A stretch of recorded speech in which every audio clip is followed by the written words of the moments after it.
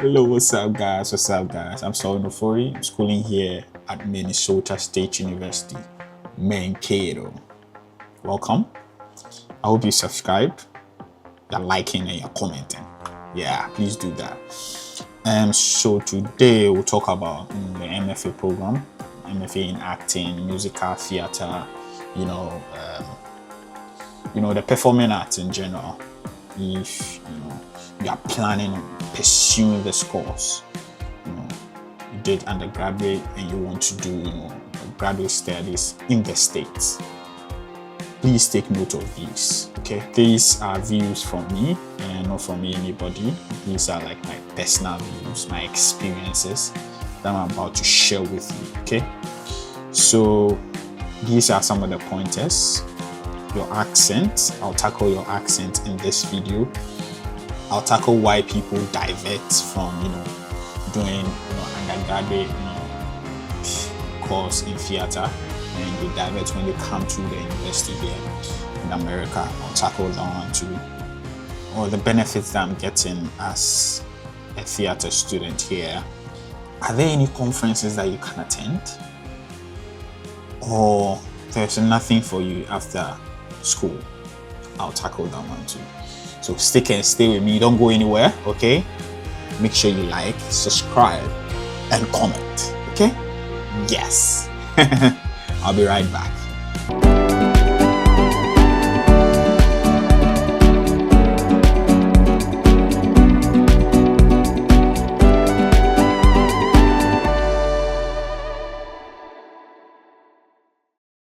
Hello, I'm back, and I'm still Saul Nofori.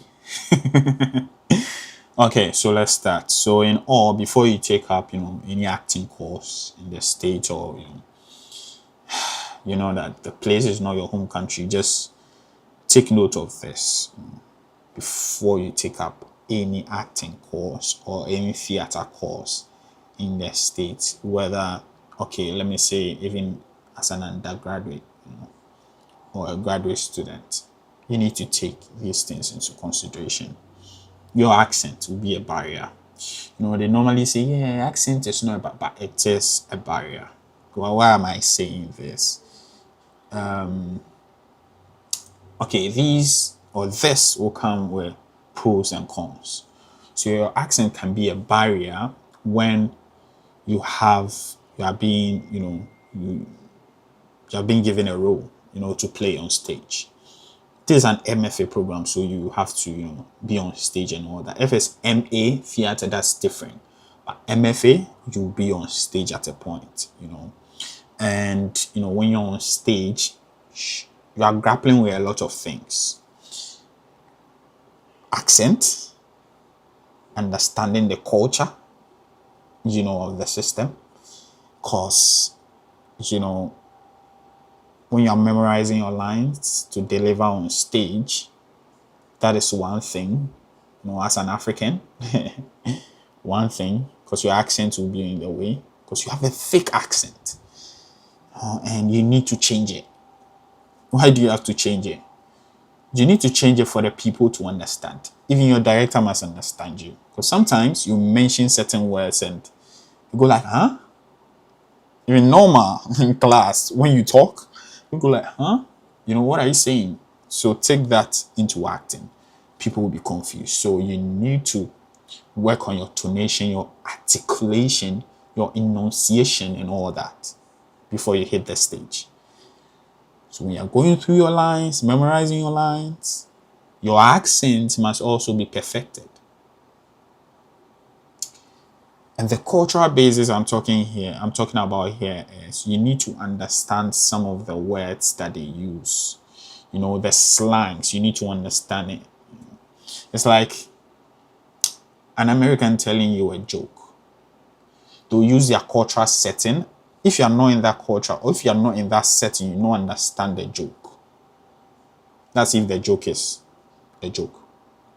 If you can laugh about it, you will not get the drift, So that's the same thing, And came here one of the plays, I think I had the problem where could you really get, some of the slangs or some of the puns in the play?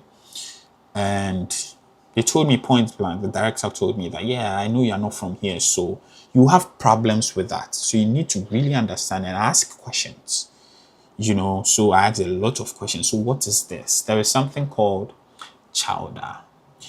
And I know very well that I didn't know about it. And this was like a pun that they were trying to, the playwright was trying to, put across. I was just saying it because, yeah, I have memorized it, but I didn't get the drift. I didn't analyze it. Then I was told that, oh, chowder is like soup. So when you are saying it, when you understand what you're saying, your approach would be different. So the basis here is that you need to understand the cultural setting so that you can, enunciate your words or articulate your words correctly. Okay? Because it will come with movement, it will come with facial expressions, your physicality, all of these things will be involved. So you need to understand what you're saying. So it's a big challenge, when Africans come here and they are doing theater. It's a big challenge. So you need to look out for that. When it comes your way, know how to maneuver your way around it. Okay? And, because secondly, some of the plays, you're being told that, oh, when you're coming for audition, we need a Brooklyn accent. You need a British accent. Some people, yeah, there are some exceptions. Some Africans, they have that accent already. They laugh out already. So it makes it very easy for them to gel, But Pan-Africanists like Selwyn, it will take a lot of time for you to gel or for you to blend in and, pronounce the words correctly. So if you are being told that, oh, well, let's play, you need like people with British accent, as an African, sometimes they will never consider you. Sometimes they will never consider you because your accent, you have like an African accent to even, tackle. How much more a British accent? So I'm talking about the negative side of it, but the positive side of it is that when you get a play and the play is an African play, I don't know if that will be possible here, but if you get maybe an African trying to direct an African play, then yeah, you'll be the first person to, make the cast. Other than that, no. So in this case, I'll say, yeah, stereotypically, there will be some roles for you. Yeah. So yeah, that is it for Africans with accents. For lack of a better word, yeah. That is for Africans with accents, And, so some people will ask, so why did you really choose this course? So the long and short of it is that, okay, I chose this course because I feel, I'm a Pan-Africanist. Okay, so I love Africa so much. I'm not like those people who come to America and go like, no, I'm not American. No, I still say yeah, I'm Ghanaian, and I still maintain my accent. Like I'm unapologetic about it. Like yeah, when I go somewhere, I let you know that yeah, I'm Ghanaian. Even though they classify all of us as Africans, they say, oh, Africa. They think Africa is a country. No, it's a continent, and I'm from Ghana. So I make it known to them that yeah, I'm from Ghana, and yeah, I'm this and that, So for me, I take it everywhere. So this is what I do, or this is what you can also do if you are trying to, be a part of the MFA family. So you can take the stand of an African. Make sure you learn your African roots. Don't lose it, or don't lose your African identity. Okay. So the festivals in Africa, or the festivals in Ghana, Akwesi Day, Hogbechocho, those things. Make sure you learn it to the core. Teach them the dance. Teach them the language. This is different. it's different, when you're telling them all that. It's very different because they are used to, their Western way of doing things. I quite remember, first semester, we did our research work where, every week we need to tender in like a research paper. So you need to develop your own topic and come up with, a whole research paper. And it's like 10 pages. Every week you need to write something. And yeah, I was like, what should I really write about? So there was this one time that I went to the library and I told them that, yeah, I need some African books. I didn't find one, So I told my professor about it and she was like, okay, I think this is the time for us to buy more African books. So yeah, you can see I brought some positivity into, the whole scenario. And it's good, So I had to tell the professor about, these African books for the library to get it so that I can use it for my research, So this is like the positive side of it where you can introduce, your Ghanaian culture to the people. And who knows, you can be made that, African lecturer, where, anything African about theater, they can come to you. And if you're fortunate, if maybe the school is revising its syllabus and all that and wants like diversity, that's the word, diversity, then yeah, you can be kept. They'll be like, yeah, because you're from Africa and we don't have people like that, a lot of people in the program, then we'll keep you, right? There are, schools like that, universities like that. So you have opportunities to explore, So yeah, you can look into that, polish your Africanness or polish your Ghanaian way of doing things and serve it hot in class. Don't ever lose your Ghanaian identity. Yeah. But in all, before you take up this course, think about it. I I have my plans, and I think you should also have your plans before you choose, the theater course or you do the MFA. So I'm enjoying the scholarship, tuition is being paid, I'm getting monthly stipend and all that, and that will help me. Okay. So if you feel okay, you are done with MFA and you don't really, really like it, you can divert. It's very simple. So the other thing I'll talk about is conference. Do you have conferences, there for you to attend as a theater student? So what I'll tell you is that because you want to make a mark in the theater field as a thespian, make sure that you look for conferences so that you can tell people about your Ghanaianness. People want to hear that part of it. I quite remember in class, my professor was like, we are lucky to have you.